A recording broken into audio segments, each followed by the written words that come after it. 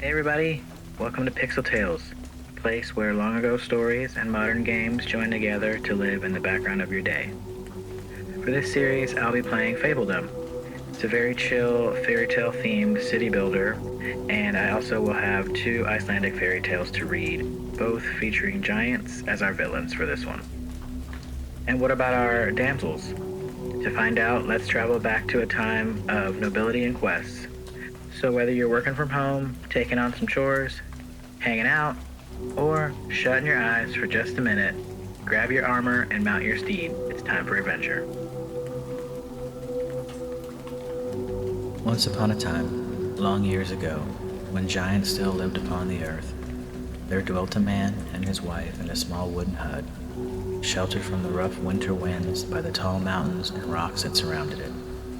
The world would have said they were very poor, but they thought themselves rich, for they had 5 handsome, healthy boys who were the delight of their eyes. There was only a year's difference in age between the lads, and they were always together.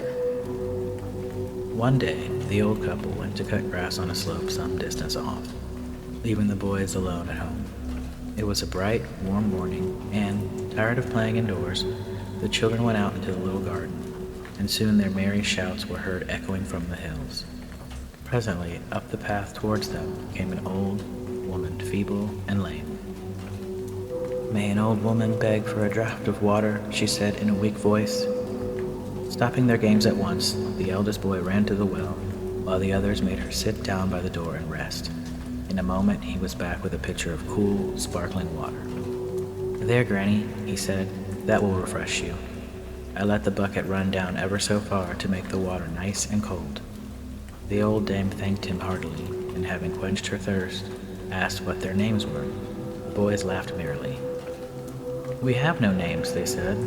"We are all so near in age that we do everything together, and when father or mother want anything, they just call out, 'Boys!' and there we are, always at hand." "You have kind hearts," the old woman said. "You are good to the aged and feeble. I was nearly dying of thirst, and could not have gone further without your help. Would that I could reward you as I should like.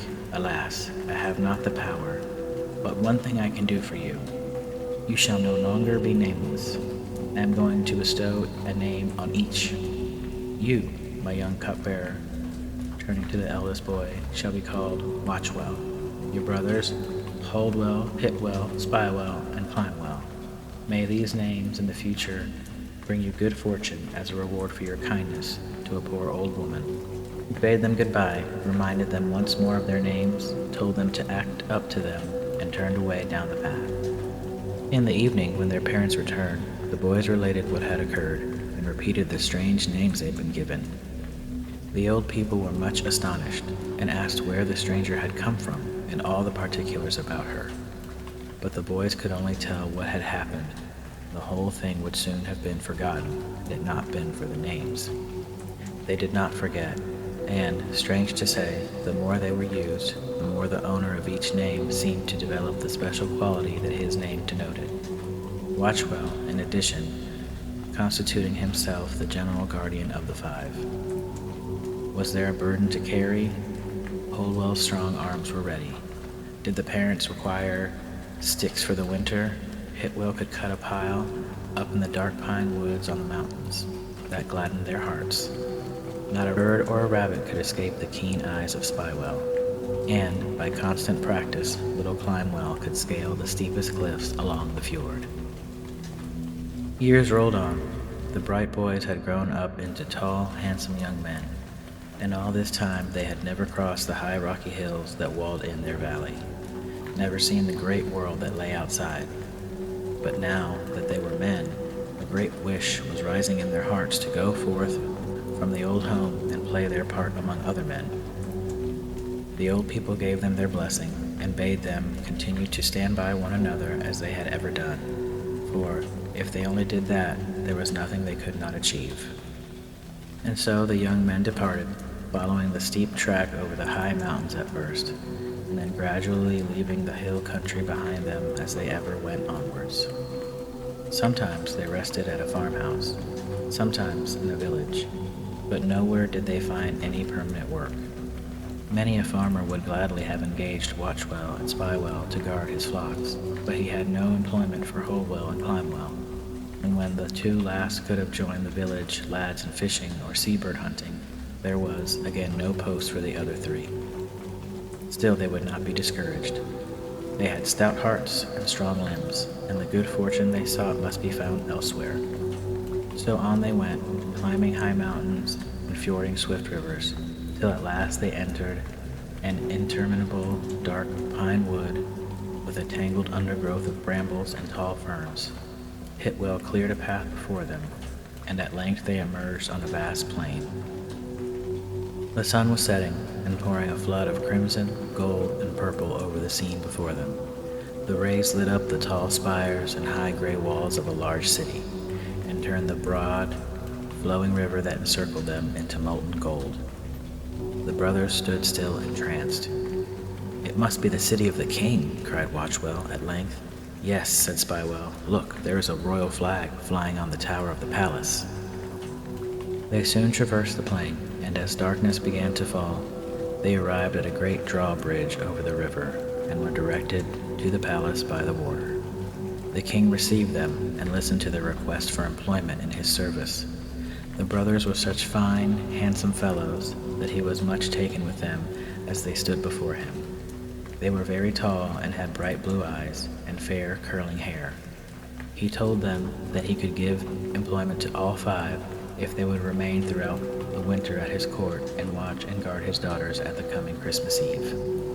"Do not, however, pledge yourselves to stay until you learn the nature of the task that lies before you," he said. "For I have made a vow that the life of the next man who fails in this duty shall be forfeited. Perhaps you five brothers acting together can be more careful than strangers. Now listen. 2 years ago," he went on, "I had 5 fair daughters. But alas, the Christmas before last, my golden-haired Elma disappeared mysteriously in the dead of night. Search was made in all directions. No trace of her could be found. Last Christmas Eve, the princess's apartments were carefully watched and guarded. No strangers admitted. Only old and faithful servants were near them. But when morning came, Irene, my second daughter, was nowhere to be found. Nor was there any sign of her captor's footsteps near the window of the room where she slept. I have now made a vow, and I shall keep it. But I also offer a reward. He who defends them faithfully this year shall wed the next eldest princess, who would without his care have disappeared, and he shall be to me as a son. It will be death or honor. Choose, young men, now, while you are still quite free." "We will stay and guard the princesses," they cried with one voice. "It is a task that will call all our qualities into full play. No robber can escape the eyes of Spywell. Holdwell will act up to his name, till Climwell and Hitwell reach him, and I," Watchwell drew himself up proudly, "I will be the one to forfeit my life if we fail." So they remained at the court, and became great favorites with the king, who began to feel almost sorry that he had imposed sentence of death on the man who should fail to defend his daughters. He therefore determined to do what he could to make them safe, and caused a great tower to be built onto the palace with thick walls and windows very high up, and here the princesses were to sleep on Christmas Eve. And now the time drew near. As usual, great festivities were held for several days. On the last night, when the dancing and merrymaking were all over, the 3 princesses, Frida, Ida, and Maya, were led to the tower by the king, attended by their ladies. As they lay down on the big couch covered with silken embroideries, he bade them a last good night and charged the 5 brothers to guard them with their lives. Then he left the tower, double locking the great iron door that led into the rest of the castle. All was still. The brothers lay down on a rough bench in the antechamber, but the door of the princess's room was wide open, and a lamp was kept burning there. It had been a long and tiring day, and the younger brothers were soon fast asleep. But Watchwell never closed an eye. Wrapped his long cloak, he leant against the wall and watched. The night drew on, but what was that? He thought he saw a dark shadow slowly approaching the window of the princess's room. As he looked, a monstrous hand opened the lattice and stretched out gropingly towards the couch on which the king's daughters lay asleep. Watchwell touched his brothers. In an instant, Holdwell had grasped the mystery hand so tightly that the owner could not move it, and Hitwell, with one blow of his sword, severed it from the wrist. A terrible, wild cry of pain and baffled anger filled the air, and looking forth, the brothers saw a fearful giant striding rapidly away from the palace and shaking his remaining hand threateningly towards the tower. The noise had aroused the king, who was quickly on the spot, while Watchwell and his brothers hurried after the monster. Faster and faster he went, seeing he was pursued. But though he was speedily out of sight, Spywell's keen eye traced his footsteps all the way. On they went, till at last they came to the foot of a high mountain. Steep and precipitous, before them the sides rose up. No foothold to be seen anywhere. Climwell, however, never hesitated. He showed his brothers a strong silken cord that he always carried with him. Then, making a bold spring to a tiny ledge he had noticed, he commenced to climb, never taking a false step, till he reached the summit in safety. Then, lowering the silken rope, he drew up his brothers, one after the other. When they reached the top, they found an enormous cavern, and just inside the entrance sat a huge giantess, on a low stool, crying bitterly. The brothers asked her what ailed her. "What matters it to you?" she said, and cried more than ever. But at last she told them that the previous night her husband had lost one of his hands, and she feared he would die. He was in such terrible pain. Then they told her that they could heal her husband if she would let them in, but no one, they said, must be there but ourselves. We must bind all others lest they should find out the secret of our healing power. The giantess, who was quite as wicked as her husband, and had hoped to entice these young men, by her pretended grief, into the cavern so as to provide a dinner for herself and her husband, did not at all like the suggestion of being bound. But she thought perhaps they might be able to heal her husband first, so she submitted for the moment, comforting herself with the hope that she could easily break the rope and set herself free when the young men had cured her husband. Holdwell bound her with Climwell's strong silken rope, and then they passed into the inner cavern. The giant was laying on his couch and gave a howl of rage when he saw them. But, crippled by the loss of his hand, he was no match for the young men, who speedily put an end to him.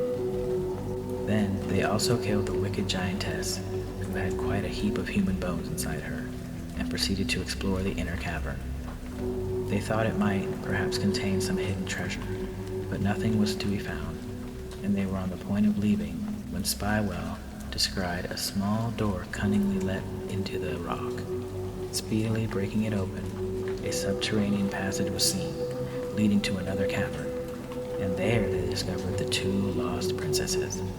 Elma, very pale and emaciated, whilst Irene, who had not been in prison so long, was more rosy and not so thin. The giant had evidently intended securing all 5 princesses before eating them. The king's daughters were greatly overjoyed when they saw their noble deliverers and heard that they were prisoners no longer. They quickly departed, Spywell and Climwell having discovered an easier road for them to return by. They arrived at the palace as night was falling, and the joy of the king at having his 5 daughters united once more can well be imagined. A great banquet was hastily prepared, and before the assembled nobles and guests he related the brave deeds of Watchwell and his brothers, and announced that he had decided to wed his 5 daughters to the 5 heroes. It is but right and fitting that men such as these, brave, noble, and true, should reign over this land when I am gone, he said. And to whom could I more worthily entrust my dear daughters than to those who have saved their lives? Never was there so magnificent a wedding feast. It lasted a whole month, and the dresses of the 5 princesses were perfect marvels of gold and silver embroidery and precious stones. Then to each brother was appointed a position in the state which would call his special quality into play. They lived long and happily with their respective wives, greatly beloved and honored by all. And when at length the old king died, Watchwell succeeded to the throne, and his wise and good reign, together with his beautiful and beloved Queen Elma, is still spoken of to this day.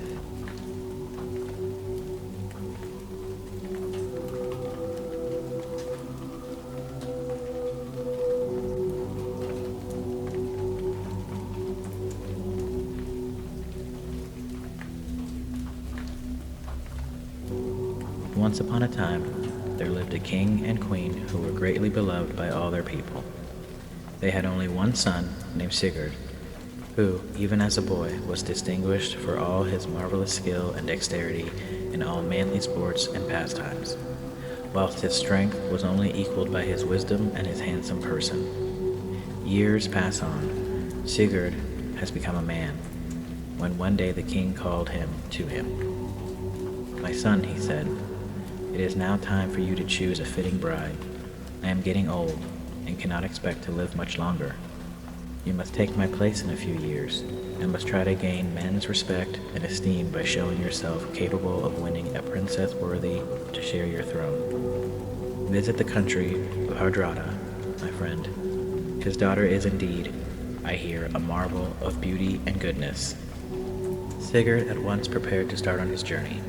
With a few chosen companions, he set sail in his noble galley, the high prow breasting the waves, and the stern all gorgeous with carving and gilding glittering in the sun.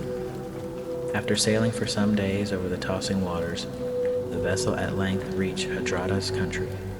It was night, one of those glorious summer nights of the north when the moon is almost as brilliant as the sun. The bold shore, with its strange, grotesque crags and peaks, seemed utterly unapproachable, till suddenly a large creek or fjord was seen, at the head of which rose the king's palace. The windows were all ablaze with light, and the sound of music and revelry told the travelers that some banquet was in process. Leaving their ship, Sigurd and his companions proceeded toward the palace, where they received the warmest of welcomes from the king and his daughter Helga. The princess was indeed all she had been pictured, tall and beautiful, and so gentle and charming that Sigurd made up his mind to win her. Next morning he acquainted the king with the object of his journey and gained his consent. Hardrada was indeed anxious to have a son-in-law to share the cares of his kingdom, which, now that he was an old man, weighed heavily upon him. As a condition of his remaining with Hardrada, Sigurd only stipulated that he should return to his own country directly if his father sent for him. So the marriage of Sigurd the Brave with Helga the Fair took place with great pomp and rejoicing. Thanes and nobles coming from all parts to bring presents to the young people. Sigurd and his wife loved each other very dearly, and their happiness was completed when, after the lapse of a year, a son was born to them, inheriting the beauty of the mother and the strength and handsome form of the father. 3 happy years thus passed away, little Kurt being 2 years old when Sigurd received the news of his father's death and a recall to his native land. For several days the wind was favorable, but when within a day's sail of Sigurd's country the vessel ran into an extraordinary calm. Day after day the sun blazed down fierce and strong. Not a breath of air was to be felt. In the fore part of the vessel the men had all gone below. Sigurd's companions were also asleep, while he and his wife remained on deck, beneath the awning, talking quietly, with little Kurt playing at their feet. After a little, a strange drowsiness seemed to overpower Sigurd himself, and declaring he could no longer keep awake, he too went below and fell asleep like the others. Helga was now quite alone on deck with her boy. Suddenly, as she was playing with him, she saw a strange object moving slowly along the smooth surface of the water. Shading her eyes with her hands, she watched it, and as it came nearer she made out that it was a boat, with a curious, ungainly form seated in it, rowing. Nearer and nearer it came, with silent, swift strokes, and as it touched the vessel with a hard sound, the queen saw that it was very large and cut out of granite. With one spring, the terrible giantess who had been rowing it was on deck.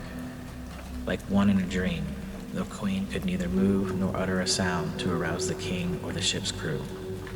She seemed held by an invisible power. The giantess came up to her and, snatching away the child, placed him behind her.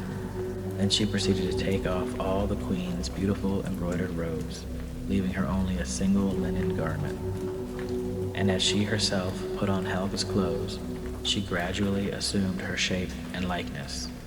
Lastly, she seized the queen and placed her in the granite boat, saying as she did so, in a terrible voice, "Obey my words and my magic spell, Thou must neither rest nor pause on the way till thou reachest my brother in the lower regions."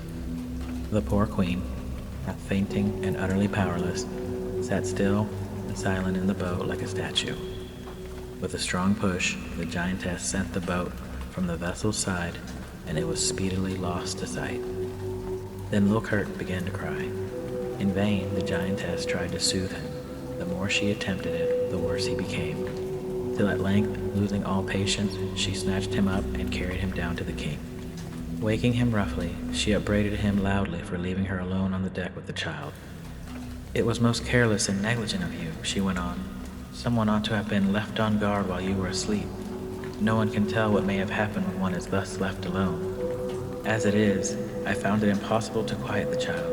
I have therefore brought him down here, which is the proper place for him. It is high time you roused your lazy crew. A favorable wind has at last sprung up, and we can have a chance of getting off this wretched ship." Sigurd was astonished at being addressed by his queen in such terms. In all their married life, he had never heard her speak like that. He, however, decided to take no notice of it.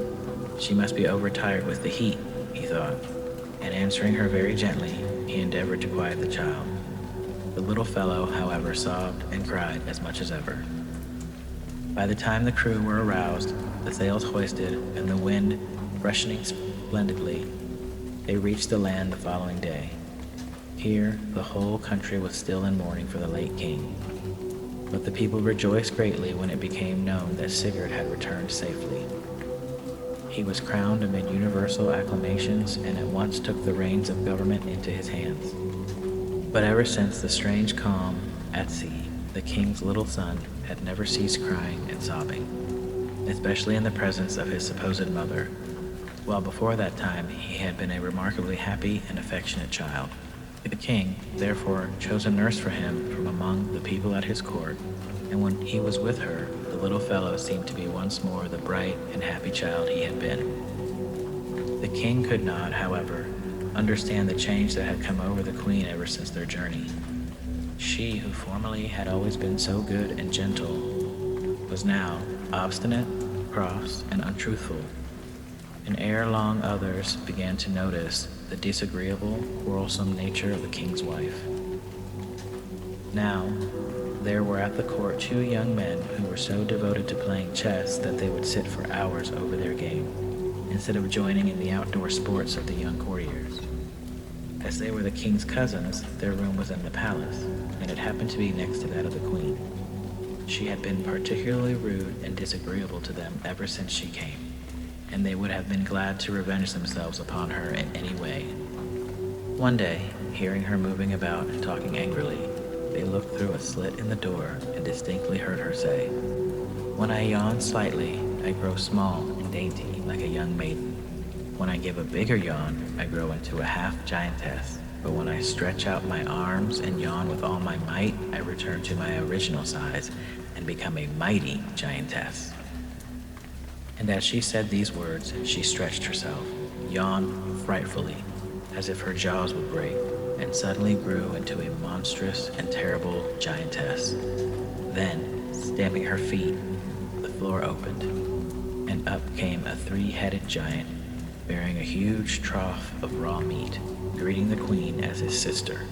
He placed the trough before her, and she devoured the contents, never resting till she had emptied it.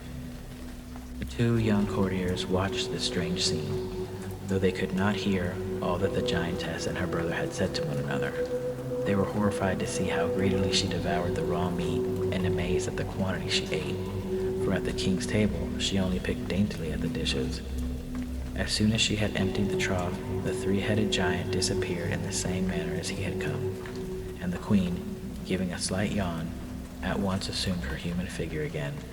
The young princes then returned to their game, discussing the mystery in undertones. And what of the king's little son all this time? One evening, when the nurse had lighted her lamp, was playing with the child in her arms, some of the boards in the center of the floor opened, and a most lovely lady, wearing only a single white linen garment, stepped forth.